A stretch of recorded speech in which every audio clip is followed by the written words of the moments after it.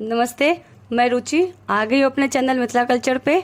स्वागत करती हूँ मैं आप सभी का अपने चैनल पे। आज मैं लेके आई हूँ बहुत ही खास पूजा त्योहार जो बहुत ही धूमधाम से देश भर में मनाया जाता है, जिसको बहुत ही बेसब्री से सभी को इंतजार होता है। तो वो और कोई पूजा नहीं, शारदीय नवरात्रि की बात कर रही हूँ। शारदीय नवरात्रि कब से शुरू है और कब समापन है, इसकी जानकारी देने के लिए आ गई हूँ मैं अपने चैनल पे। तो चलिए जानते हैं। इस साल शारदीय नवरात्रि 15 अक्टूबर 2023 से शुरू हो रही है।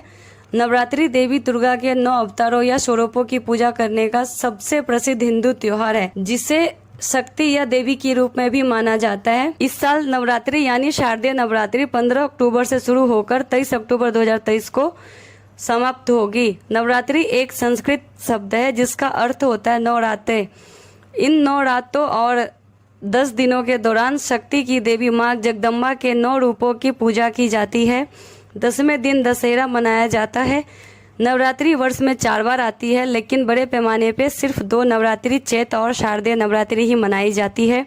शारदीय नवरात्रि के पहले दिन घट स्थापना यानी कि कलश स्थापना भी कहा जाता है। भक्त माँ की भक्ति के लिए पूरे 9 दिनों का उपवास रख करते हैं और भक्ति भाव से माँ की आराधना करते हैं। कुछ लोग इन पूरे दिन फलाहारी व्रत रखते हैं, तो कुछ लोग सेंधा नमक का सेवन करते हैं।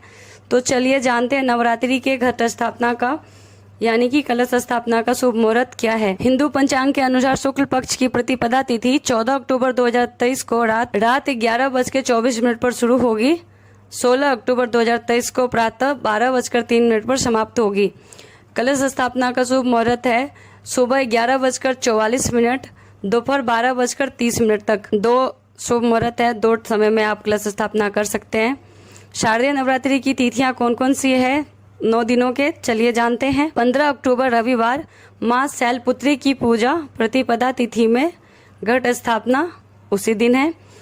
16 अक्टूबर सोमवार माँ ब्रह्मचारिणी की पूजा द्वितीय तिथि में।